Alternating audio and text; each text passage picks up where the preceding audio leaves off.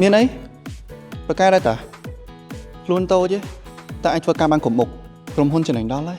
ដែលមានបុគ្គលិកខាត់ការបកកែអញ្ចឹងឲ្យប្រើធ្វើអីក៏អាចធ្វើបានមិនសារបានមែន អញ្ចឹងខ្ញុំអត់ភេទកិច្ចទេខ្ញុំត្រូវទៅធ្វើការទៀតខ្ញុំខ្លាចធ្វើការឲ្យលោកប្រធានអត់តន់ខ្ញុំចង់ទៅផ្ទះដេកមិនមកធ្វើទីស្ករឲ្យលោកទេ ប្រញាប់ទៅណានៅមានការងារច្រើនទៀតដែលត្រូវធ្វើ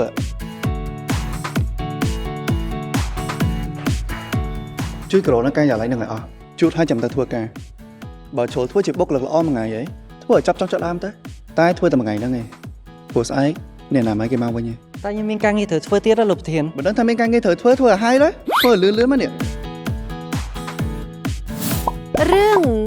ហាត់ការជួបស្នេហ៍ទស្សនារឿងពេញនៅលើ Sastra Film App មានតែនៅលើ App Sastra Film តែមួយគត់